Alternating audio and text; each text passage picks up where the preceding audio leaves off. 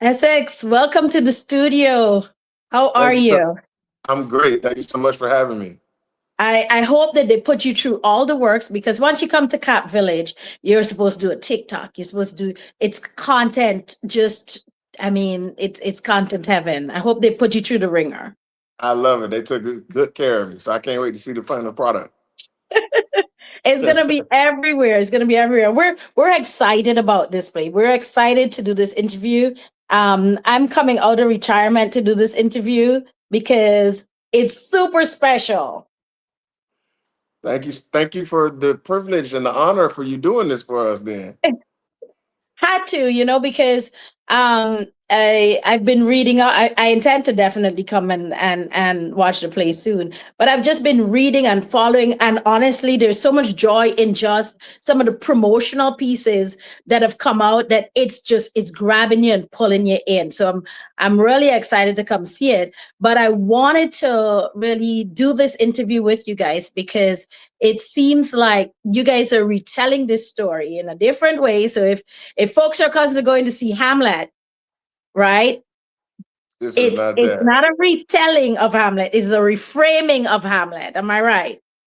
complete reframing and reimagining of Hamlet. And don't get me wrong, if you are a fan of Hamlet, there will be some references that you pick up on. But for the most part, we are turning it on its ear, and you're going to have an incredible time. You're going to laugh. You might shed a tear. I don't know. But you're going to have a great time seeing this play. And really, I guess there are parts that the parts that you said that are going to be similar, right? Yeah. Tell us a little bit about that, right? So that what are they going to see that's similar to the Hamlet that they're accustomed to? Well, first of all, obviously, we're not going to have the traditional Shakespearean language, thoueth, theeth. It's not going to be that stuff. This is a Southern fried black family comedy, but what you will recognize from Hamlet is some of the tropes of revenge and Mhm. identity and who can you trust within a family dynamic. And we have little quirks and quotes that are maybe taken from the play that you'll recognize from Hamlet. But other than that, it's just Southern fried family fun. Backyard cookout, talking I love it. trash, you know, having some moments, personal moments of vulnerability. So you're gonna be on a hell of a ride. You know what's interesting about that is like as much as things change, they've stayed the same. It's almost like our grandparents telling us, we have seen this before. It's a little different, but we've Yes. seen this before. And so that's it. You guys are, I want people to just understand that piece, right? Hmm. People are having these struggles in a different way long, Yeah. long, long ago.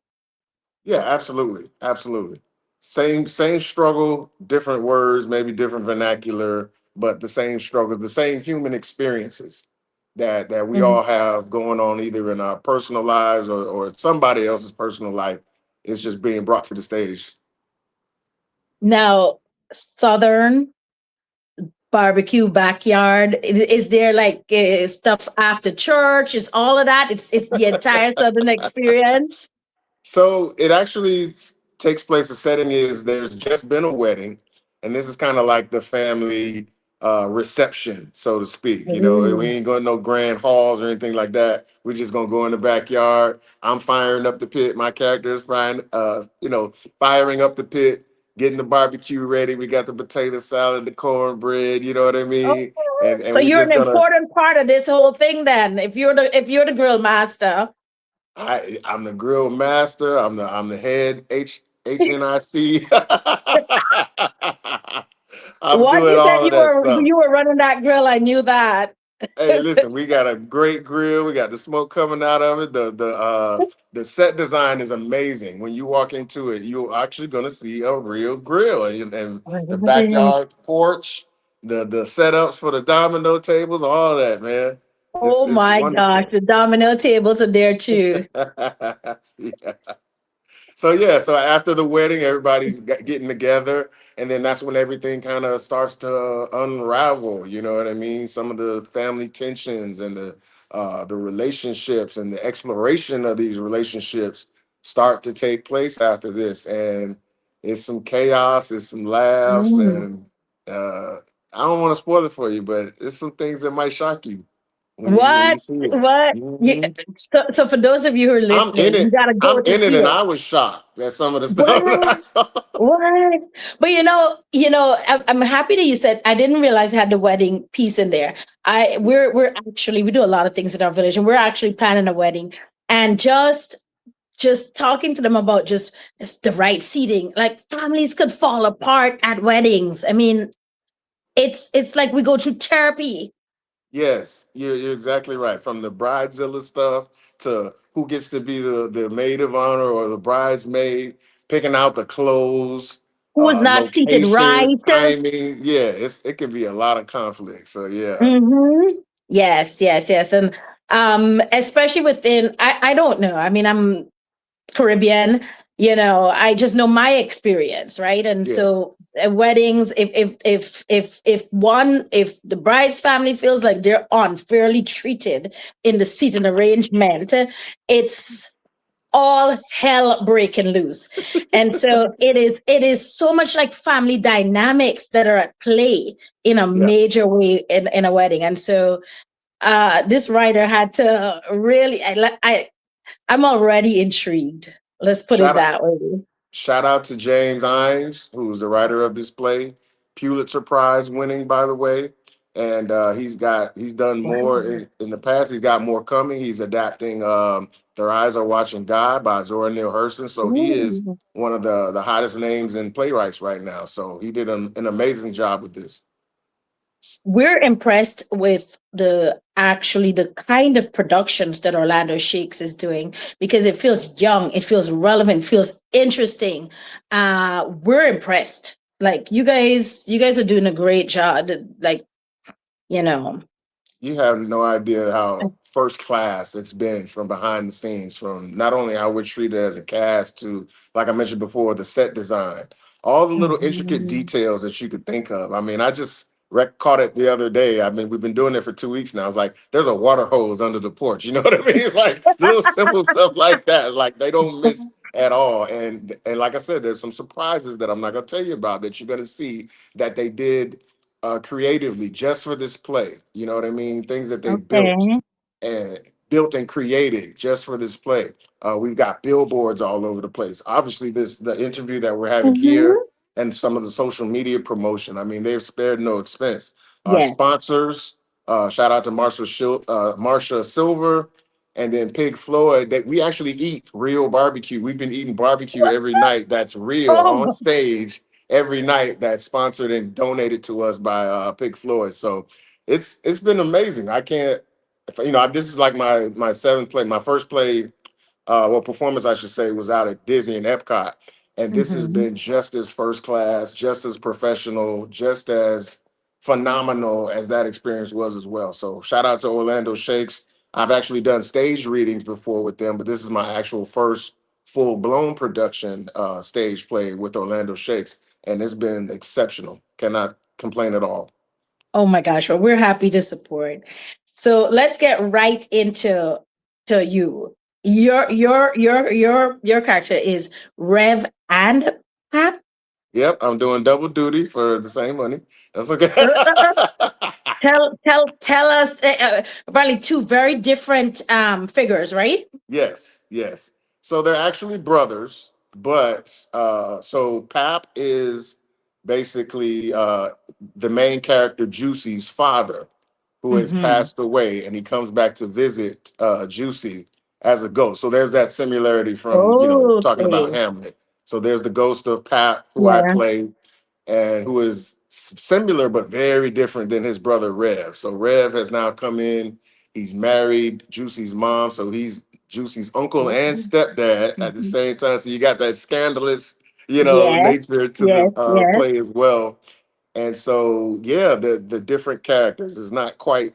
It's not smoke and stack. This is like two guys that Mhm. are like mortal enemies. You know what I mean? And so, yeah, Pap wants revenge through his son, and Rev wants to Mhm. take over and completely erase what Pap meant to the family. So, having to do that. and portray those different roles and the different relationships I have with the cast. It's been a great challenge, but a very fun and gratifying challenge. That's a lot, sir. That's a Yeah, lot. yeah, for sure. Wow. And we do it in So, a. What I like about it is not something like, obviously there's drama and there's chaos, but we're having a lot of fun with it too. You know what I mean? Like mm, the reactions from the audience, they're laughing, but laughing so hard one moment to the next, and the next minute they're like, "Oh no," wow. it's incredible. You guys are putting them through it. I love that. Yeah, What has been challenging for you personally about embodying two different characters like that, and I can imagine so much of this play is on that duality as well. yeah. Well, a part of it was just, in other plays that I've had, I've only been responsible for just one way relationship from my character to maybe the other person that's on stage with me. With this one, there's multiple. So there's Mhm. multiple. You kind of trying to get those rhythms and find those beats with different characters in the play, And and live. also within the two different characters that I'm playing. And then, of Mm-hmm. course, there's a physical element to it. I don't want to walk the same when I'm Pap as opposed to when Yes. I'm Rev. I don't want to, Mm-hmm. my vocal inflections, I want them to be different. My motivations have to be different from when I'm Rev and then I'm Pap. Because, Pap, he's the ghost. He's driven by revenge. He's angry. He was angry before he died. He's even more angry Okay. now. We now, And yeah. and and Rev is much more. He's the guy that, yeah, come on, man, let's come on back, let me talk to you. But then, as soon as you go away, this, this guy, he'll talk about you behind your back. He sets you up behind your back, backstabber type of person. So it's that type of different vibe.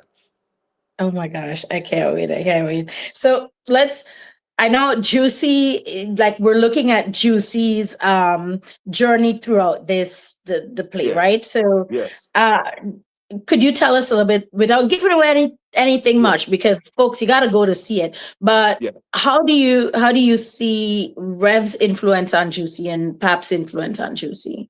Yeah. Well, I could definitely share this because it's already been put into, the marketing and the things, it's on the page. So this is a queer retelling of the play Hamlet through the eyes of Juicy, who is queer, played by a queer actor named Mhm. Jashawn Jackson, who is phenomenal in this role, absolutely phenomenal.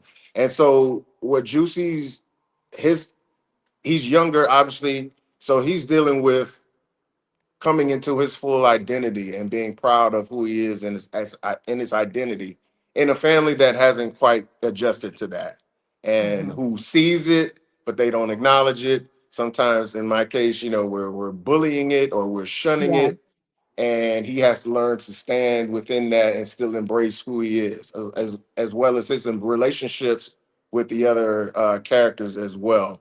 And we started talking about it earlier, talking about how the ending was critiqued. Well, him going through what he goes through and still choosing to find joy and Mhm. to go through all of that and be himself unapologetically. Those types of things are explored in this play. And Juicy's relationship obviously is adversarial to Rev.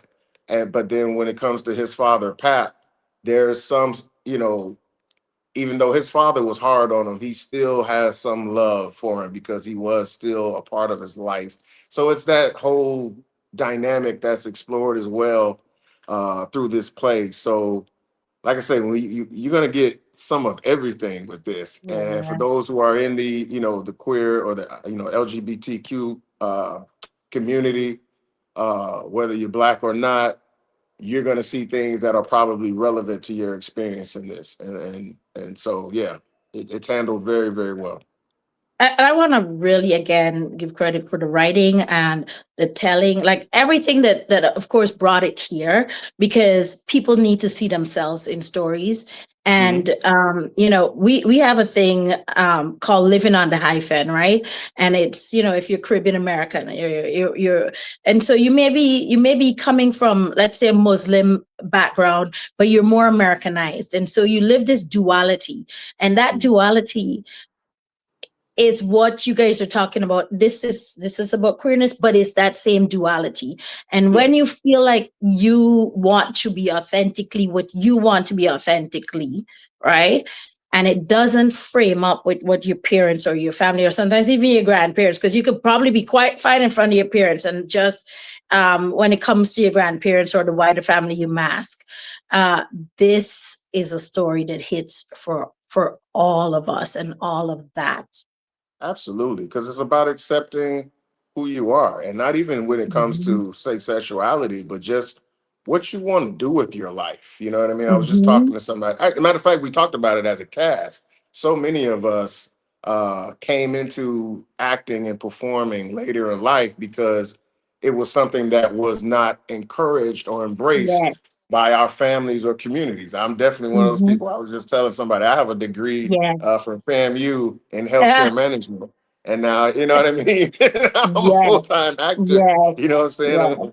Yes. Yes. And it's a passion that often is just not cultivated and encouraged in our Mhm. communities. And so Yes. there's that element to it as well. But so, it's not just sexuality or identity, it's passions, it's Mhm. being a being a nerd was a thing when I was coming up, Yes. embracing Yes. that you love Mhm. arts and reading and Yes. learning and not being called, oh, you acting this way because you Yes. getting good grades, that kind of thing. Mhm. So Yep. yeah, Yep. it's Yep. gonna touch Yep. everybody. Yep. And I like to kind of put it this way. It's almost like that rebuilding that sometimes people don't understand is hard because it was not hard for them because of their lived experience, right? So they, Yes. and we hope to generationally, it's not hard for kids, right? And Yeah. so I